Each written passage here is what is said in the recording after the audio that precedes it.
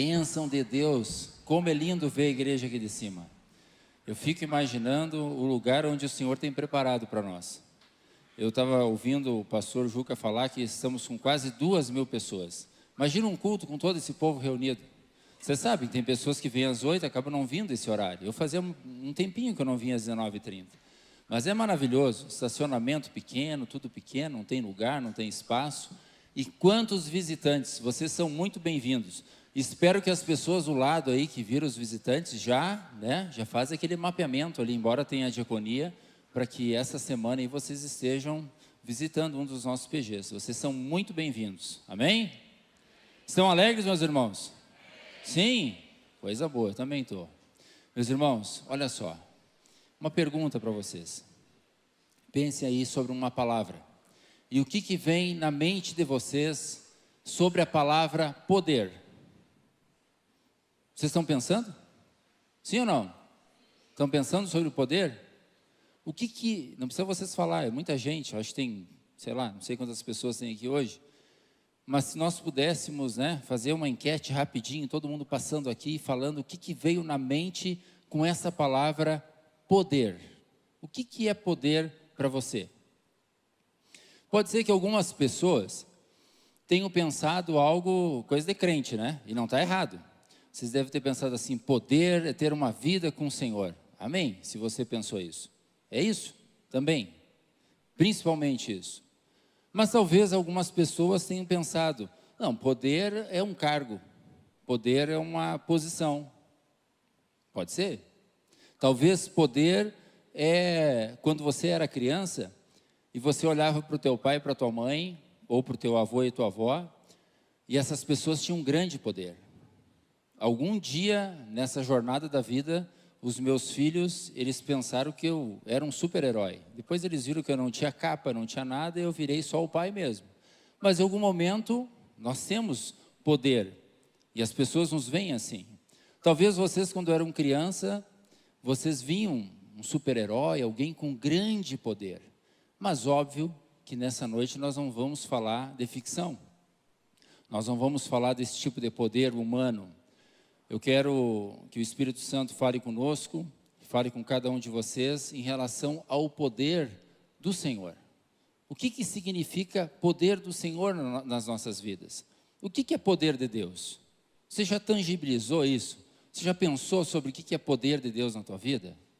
Porque assim, meus queridos, nós temos pessoas que nos visitam aqui nessa noite, e eu não sei se são cristãs ou não. Talvez é a primeira oportunidade que elas estão tendo aqui. Mas as pessoas, quando ligam a TV, ou quando, enfim, andam com algumas pessoas, elas têm uma distorção em relação ao que é poder de Deus. Poder de Deus não é o que a gente vê aí fora.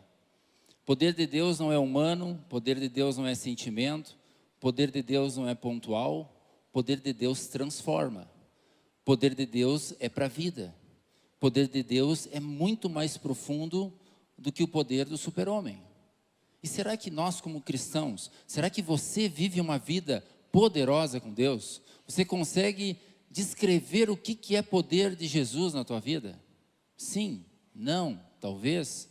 O que muitas vezes nos atrapalha em relação a isso? Eu gostaria de fazer a primeira leitura da noite com os irmãos, que está lá no Evangelho de Lucas, no capítulo 9.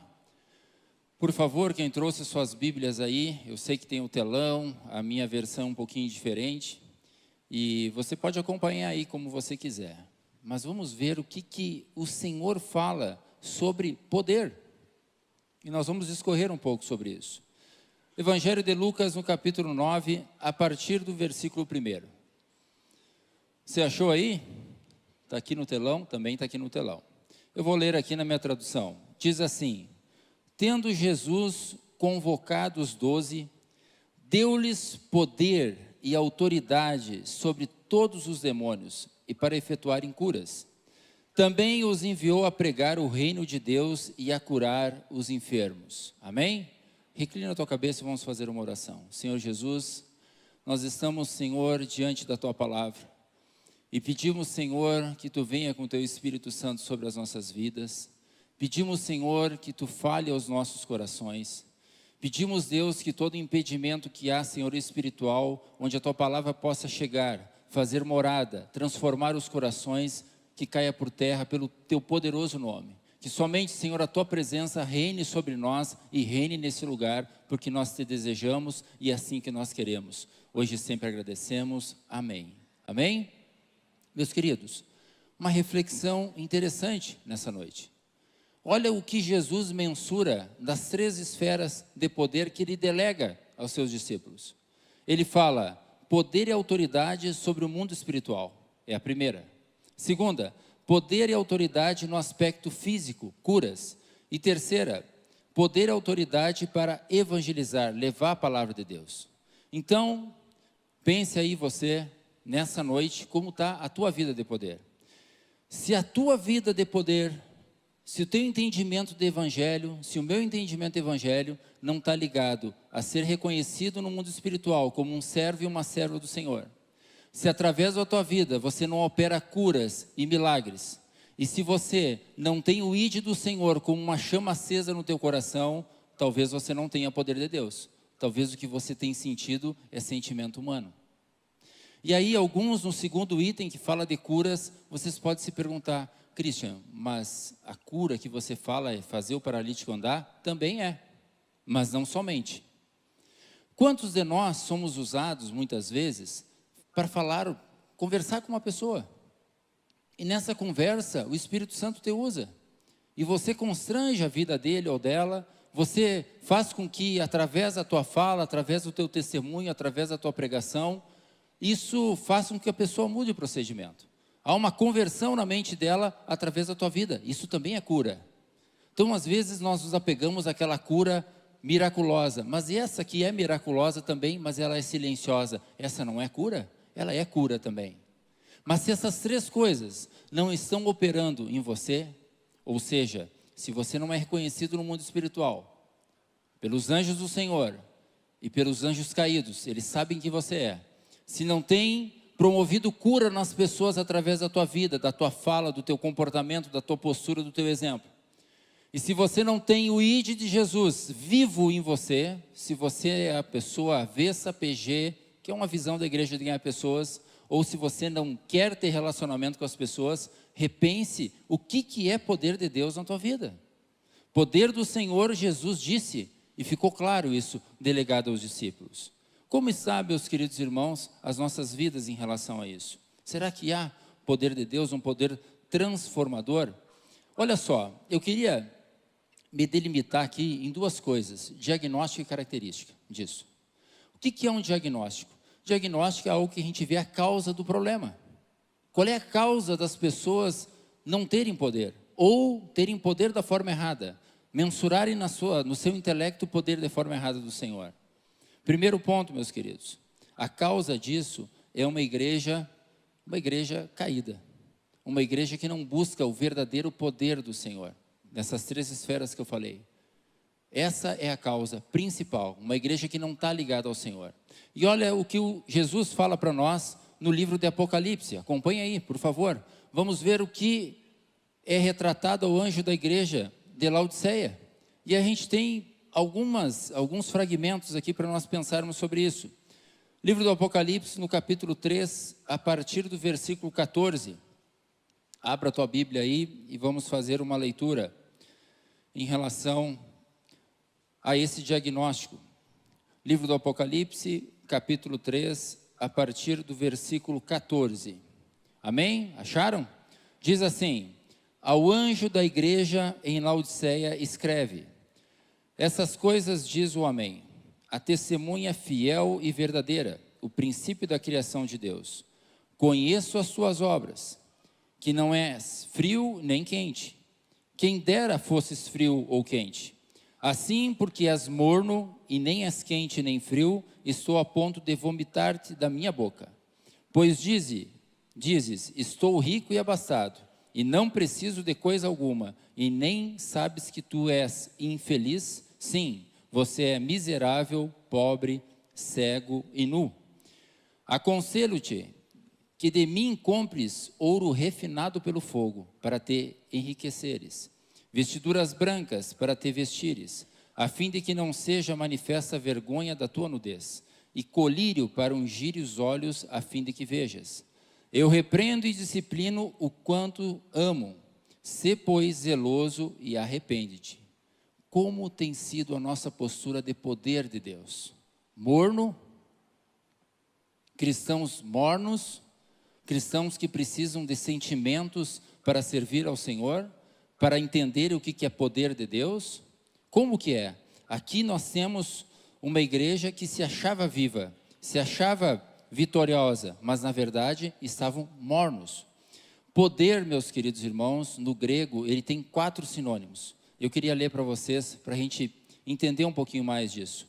Exousia, autoridade delegada. Segundo, ischuros, força física. Kratos, domínio. Dunamis, sentido de energia, grande poder. O poder do Senhor na minha vida e na tua vida, ele nunca poderá ser mensurado por coisas humanas e sentimentos humanos. O poder de Deus, ele é transformador, ele transforma, ele faz com que nós operamos curas, ele faz com que nós vejamos o mundo espiritual e principalmente que ele nos veja como realmente servos do Senhor e faz com que você tenha esse anseio de ganhar pessoas para a obra de Cristo. Então, o diagnóstico da falta de poder, o que é? Ser morno, sem poder, sem cura, sem conversão e ter o quê? Uma vida aparente. As pessoas nos veem e acham que nós somos uns crentes. Mas quando na verdade, lá no nosso íntimo, esse poder do Senhor não está em nós. Como que está a nossa situação? Como está a tua situação? Cheio de poder do Senhor ou cheio de sentimento? Agora eu quero falar um pouquinho das características. Quais são essas características? A primeira, características de cristãos que acham que têm poder quando na verdade não têm. E qual é o primeiro ponto? Eles não são reconhecidos no mundo espiritual. E daí, meu querido irmão, você pode se perguntar assim, mas eu estou vivo, como é que eu vou ser reconhecido no mundo espiritual? Nós somos reconhecidos pelos anjos do Senhor e também pelos anjos caídos. Querem ver? Abra a tua Bíblia, por favor, em Atos dos Apóstolos, no capítulo 19, e vamos fazer uma leitura, se isso tem ou não tem embasamento bíblico.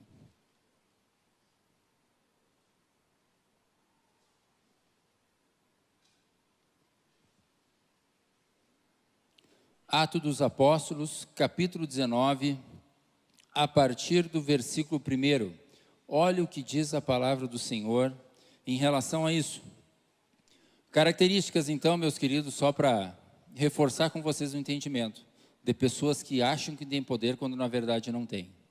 A Bíblia diz assim, aconteceu que estando Apolo em Corinto, Paulo, tendo passado pelas regiões mais altas, chegou a Éfeso.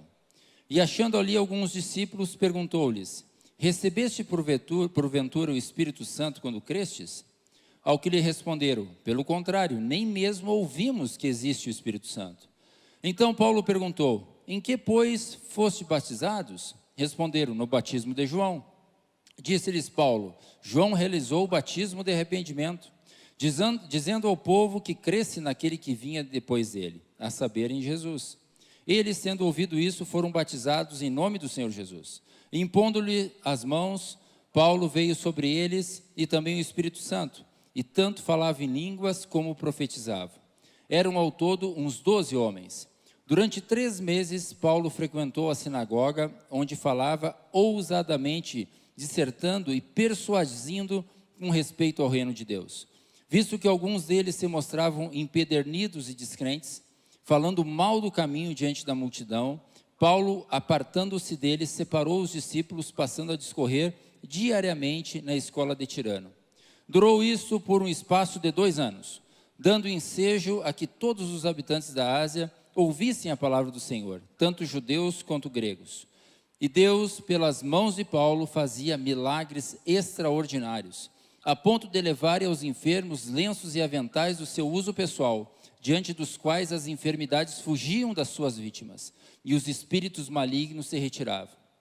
E alguns judeus, exorcistas, ambulantes, tentaram invocar o nome do Senhor Jesus sobre possessos de espíritos malignos, dizendo, enconjuro-vos por Jesus a quem Paulo prega. Os que faziam isso eram 7 filhos de um judeu chamado Seva, sumo sacerdote.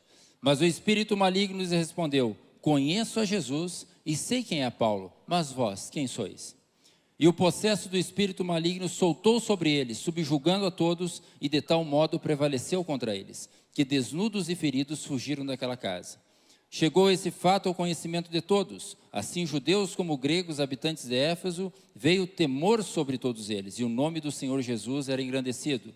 Muitos dos que creram vieram confessando e denunciando publicamente as suas próprias obras. Também muitos dos que haviam praticado artes mágicas, reunindo os seus livros, os queimaram diante de todos. Calculando os seus preços, achou-se que montavam a 50.000 denários. Assim, a palavra do Senhor crescia e prevalecia poderosamente. Amém? Você é reconhecido no céu? Os anjos do Senhor conhecem você? Se você for fazer uma oração, for visitar uma casa, há poder na tua vida para agir como Paulo ou para agir como os filhos desse homem? Qual é o poder que está em você? Você é reconhecido ou você é desconhecido de Jesus? Qual é a tua situação? Poder, meus queridos irmãos. Primeiramente, sermos reconhecidos espiritualmente por Jesus. Esse é um verdadeiro poder, esse é um traço de poder. Você é respeitado pelo Espírito Santo que há em você? Os anjos do Senhor te conhecem e te guardam, ou você corre o risco de ser confrontado por Satanás e ser envergonhado? Poder do Senhor. Nós precisamos buscar isso. Segunda característica, meus queridos irmãos, viver das emoções e não da clareza de Deus na minha vida e na tua vida. A clareza do Senhor. Olha o que fala a primeira carta de Paulo aos Coríntios, no capítulo 2, a partir do versículo 1. Um texto curto, mas importante para embasar isso. Primeira carta de Paulo aos Coríntios, no capítulo 2, a partir do versículo 1. Procura aí, ou acompanha aqui no telão, por favor. Olha o que fala sobre essa clareza de nós vivermos com o Senhor, longe das emoções. Olha o que fala a palavra do Senhor. Eu, irmãos, quando fui ter convosco, anunciando-vos o testemunho de Deus, não o fiz com ostentação de linguagem ou de sabedoria, porque decidi nada saber entre vós, senão a Jesus Cristo, e esse crucificado. E foi em fraqueza, temor e grande tremor que eu estive entre vós. A minha palavra e a minha pregação não consistiram em linguagem persuasiva de sabedoria, mas em demonstração do Espírito e de poder, para que a vossa fé não se apoiasse em sabedoria humana, e sim no poder de Deus. Amém? Meus queridos, quem está mais tempo na caminhada cristã, vocês já devem ter visto muitos movimentos de avivamento, né, no Brasil e no mundo. Isso aí acontece, sempre aconteceu. E isso é um agir de Deus. Agora, como que você caracteriza, como que você identifica que esses movimentos de avivamento, eles são do Senhor? Para que você não caia em coisas falsas, para que você não seja enganado. Primeiro ponto, esses movimentos, esses avivamentos, melhor dizendo, eles querem e têm a propensão do Espírito Santo de consolidar as pessoas na palavra do Senhor. Esse é o primeiro ponto. Segundo, continuidade de evangelismo. Ou seja, quanto mais tempo a palavra do Senhor, ela é pregada e perpetuada. Terceiro, há um alto poder de conversão. Esse é um agir de avivamento na vida do cristão e numa igreja. E esse ciclo é um ciclo virtuoso. Ele começa, ele não termina, ele começa e não termina sempre. Esse é um sinal de avivamento. E isso pode acontecer sim. Muitos de nós estamos aqui porque teve irmãos que vieram de outros lugares pregar o evangelho e isso se perpetuou. Agora, eu acredito que muitos de vocês devam ter visto e acompanhado, e por favor, longe de mim fazer qualquer juízo de valor em relação a isso, de forma nenhuma.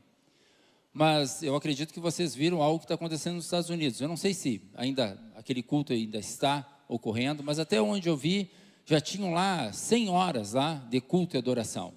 Muitos de vocês viram essa notícia, sim ou não? Eu, quando parei de ver, a última vez que eu acompanhei, tinha 100 horas lá que as pessoas estavam nessa igreja. Ou nesse lugar, eu acho que não era uma igreja, era uma escola, enfim. O ponto é, meus irmãos, como eu disse, não quero fazer juízo de valor em relação a isso, porque lá podem estar acontecendo curas, lá pode estar acontecendo muitas coisas que o Senhor está operando. Pode ser.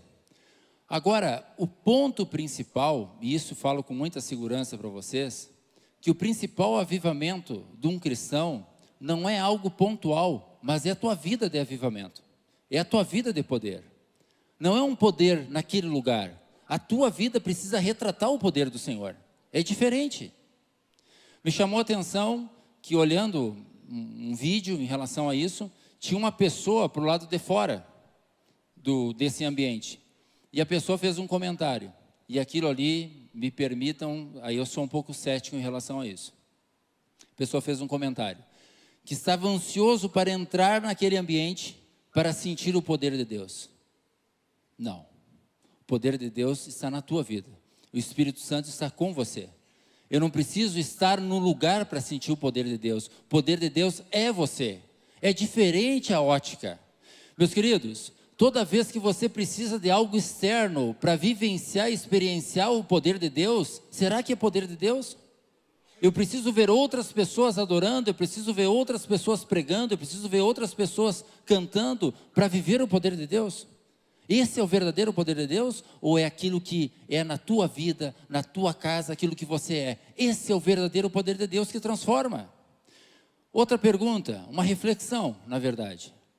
Quando essas pessoas, ou em qualquer outro ambiente, para não seguir no pensamento que eu estou fazendo o juízo de valor disso, longe de mim, porque o Espírito Santo pode estar atuando lá.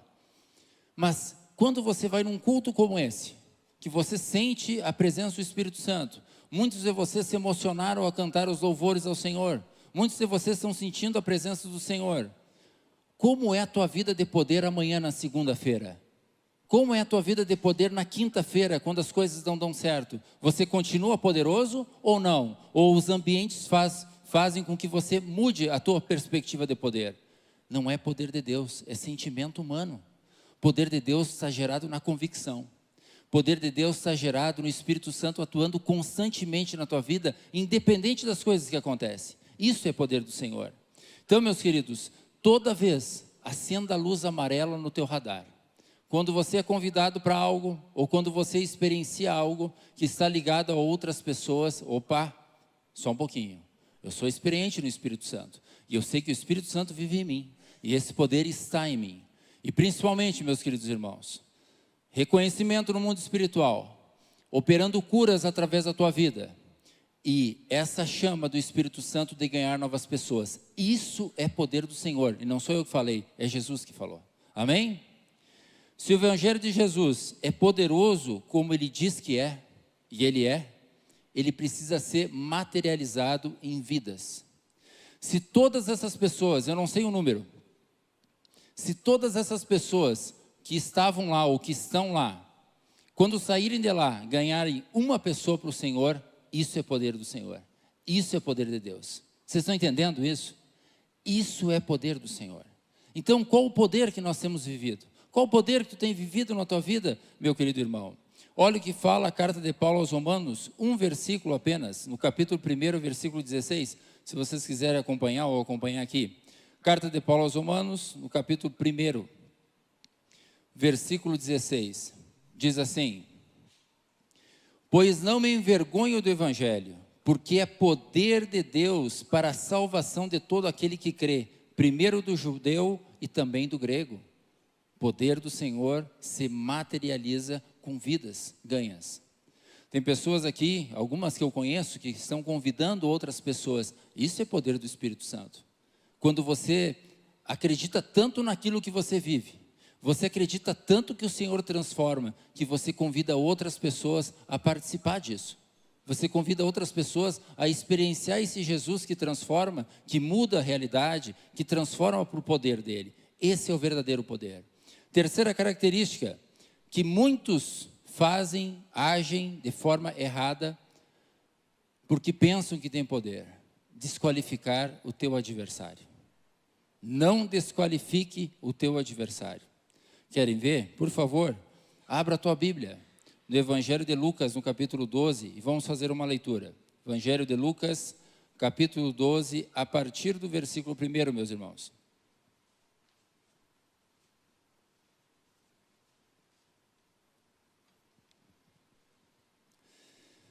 Evangelho de Lucas, no capítulo 12, versículo 1 em diante.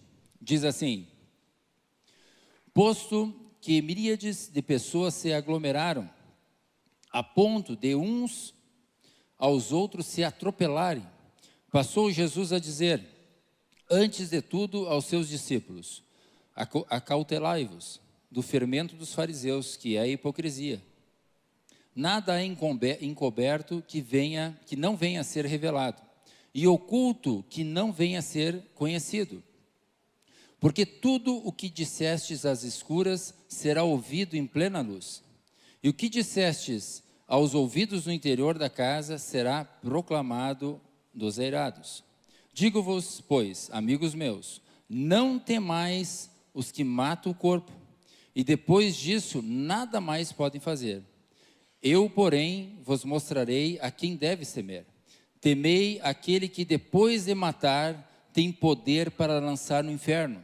Sim, digo-vos, a esses deveis temer. Então, meus queridos, às vezes você está brigando de forma errada com a tua sogra, está brigando com teu esposo, está brigando com a tua esposa, e tem alguém muito mais articulado que está brigando e fazendo com que você entenda tudo errado, que é o inimigo da minha vida e da tua vida. Como eu não conheço os visitantes, eu vou tratá-los pensando que vocês têm o seguinte pensamento, que vocês somente acreditam em Deus, que vocês não acreditam no inimigo. Convido vocês, a ler a palavra, a entender que existe um inimigo, e ele é sagaz, ele é articulado, e ele está muito preocupado em não nos levar para o céu, muito pelo contrário, a fazer com que nós não vejamos isso.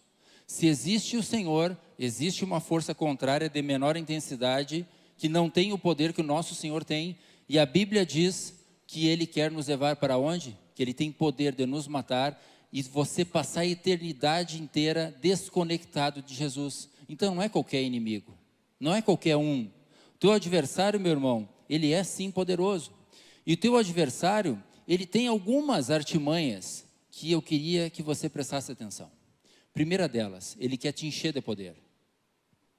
Mas não o poder do Senhor Jesus. Ele quer te encher de poder. Fazer com que você seja uma pessoa muito especial nesse mundo. Talvez alguns achem que isso é poder. Lembra da brincadeira no começo? O que representa poder para você? Talvez poder para alguns é ter um cargo importante. E o inimigo, ele gosta que você se acha muito poderoso. Segundo, teu adversário, ele quer que você, às vezes, caia num engodo gostoso, que é bom, que todos nós, ou quase todos nós fizemos aqui, que é nós trabalharmos com um crente. O que é isso? O verdadeiro poder das nossas vidas, nós não vemos ou nós não participamos quando nós estamos somente entre cristãos. O que isso quer dizer, meus irmãos? Talvez muitos de vocês se acham muito poderosos quando estão visitando outros cristãos, outras pessoas que estão vivendo a mesma fé, o mesmo poder que você tem vivido. Quando, na verdade, o desejo do cristão que quer viver o poder do Senhor é visitar pessoas que estão desviadas e pessoas que não conhecem o Evangelho do Senhor. Esse é o verdadeiro poder. Ser poderoso no meio de outros poderosos é muito bom. Agora, ser poderoso no campo de batalha é diferente. Você vira alvo. E o teu adversário, ele não quer que você cresça.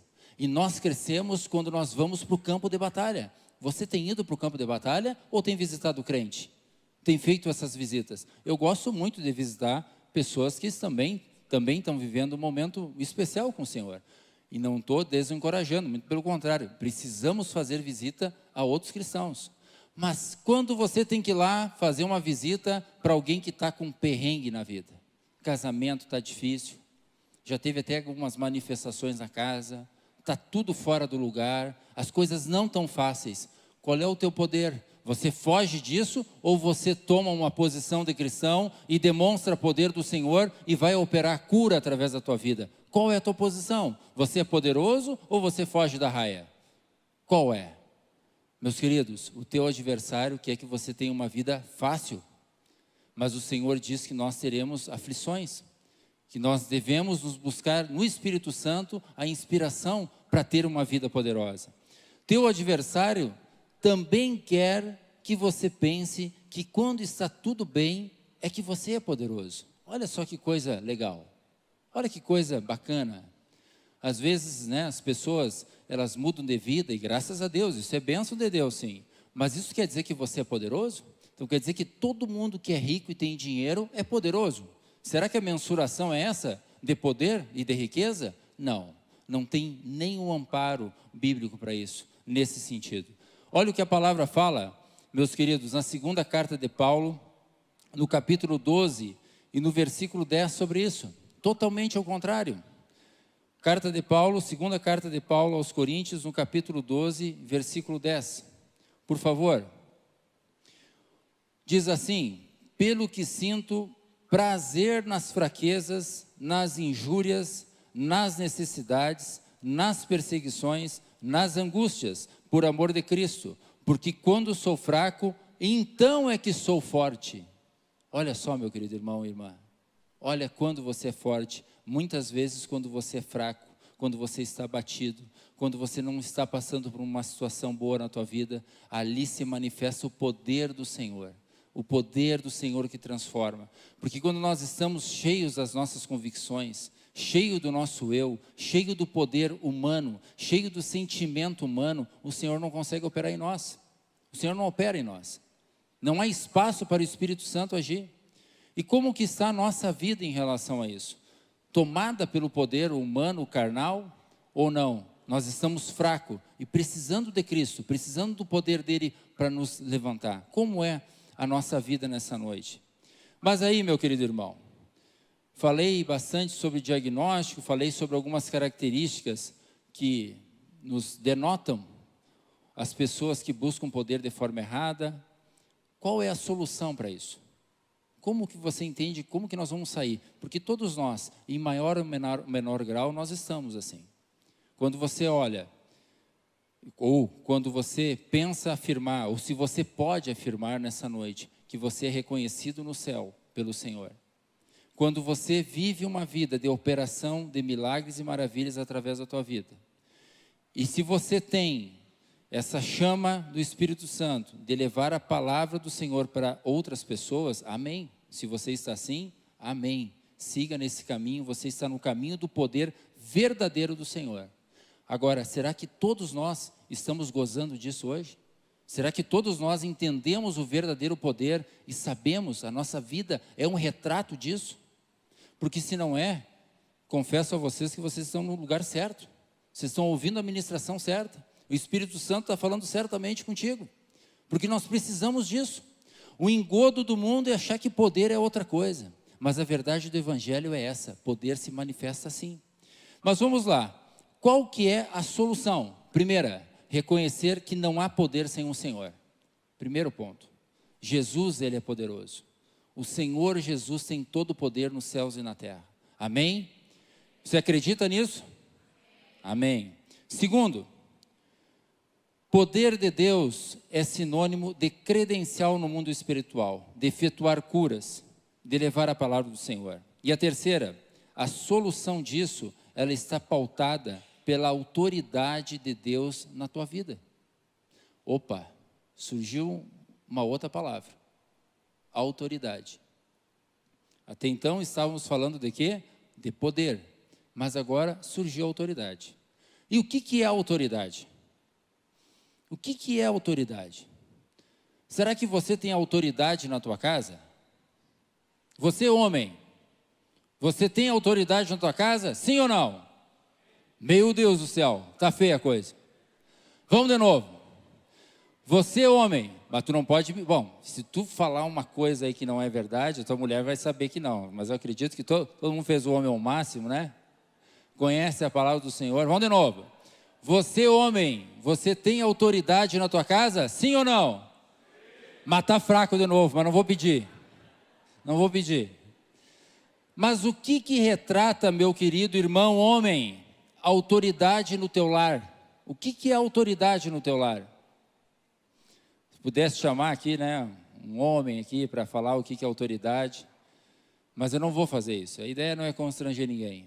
Mas eu acredito que a autoridade é quando você senta na mesa para conversar algumas coisas e as pessoas lá, os teus filhos e a tua esposa, eles param para te ouvir.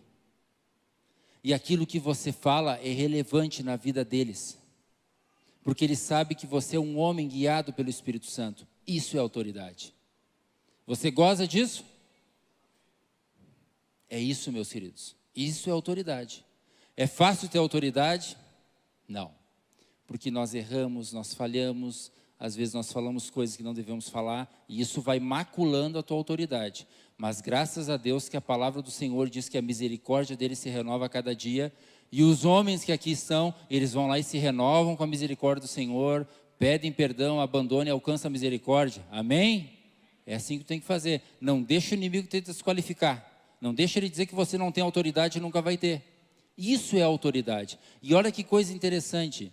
A autoridade, ela vem num termo que eu li para vocês do grego, que diz, eu não sei se é assim que se fala, né?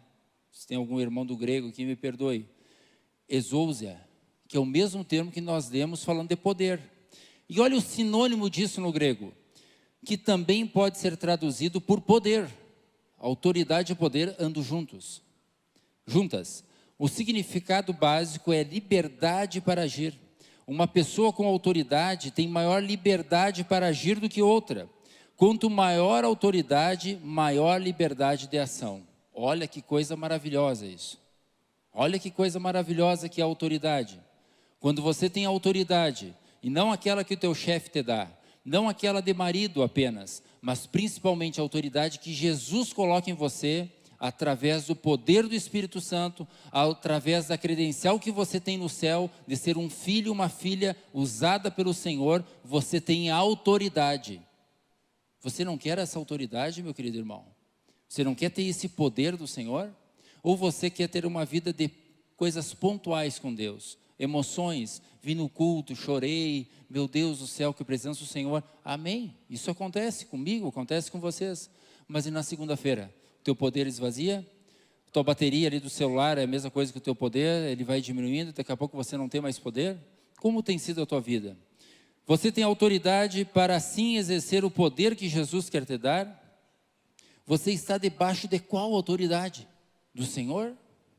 Jesus é a maior autoridade aqui, nesse lugar, na tua vida, e é assim que Ele quer ser. Ele quer ser a autoridade, Ele quer governar a tua vida, andar contigo. No Evangelho de Marcos, meus queridos irmãos, no capítulo 1, um versículo, vou ler para os irmãos, diz assim, olha o que falaram de Jesus, vendo Jesus falar.